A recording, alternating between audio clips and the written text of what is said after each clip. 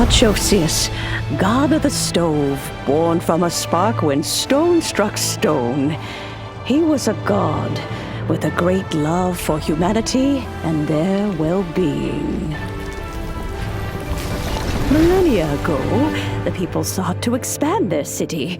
They built a dwelling on the plains and called it the Gueli Assembly. The stove god cared greatly for the people, turning himself into minions who went into every home, fostering food and solidarity alike. Alas, their home was taken by a flood. The waters ravaged the Gueli Assembly and forced the people back south to Liyue Harbor. Though the distance was not far, the journey was plagued by a terrible storm. For a dozen days, the Adepti stayed by their side. During this time, the stove god cooked an ancient delicacy, flatbread with a meat sauce to stave off the cold and damp, fit for those on the move. Centuries later, disaster and plague arose once more. The stove god would appear no longer, for he placed all of his power into the land itself to quell the calamities. His power expended, and his wits greatly reduced. Thus his body decreased in size. By the time he parted ways with us, he wasn't even the height of a human.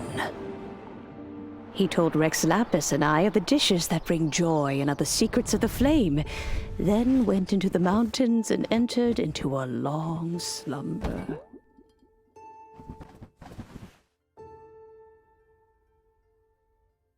The stove god departed, and Guoba was born. When he awoke, he ate the chili mince cornbread buns placed on the offering table by a young lady in yellow. Though he did not remember the past, he was profoundly moved and decided to follow this young lady thereafter. The stove god had quietly disappeared, but the vendors rose early to hawk their wares. People went out to buy goods, lit their stoves, and cooked food, just as they had done every day for as long as they could remember.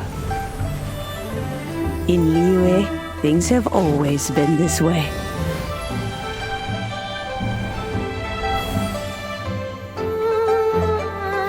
Nature provides, the mountains rejoice. We are blessed by heaven's good grace. Years have gone by. The world has transformed, but our way of life survives.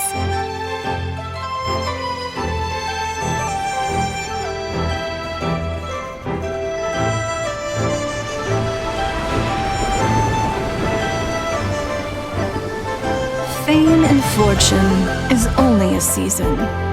It is the moment that we should embrace.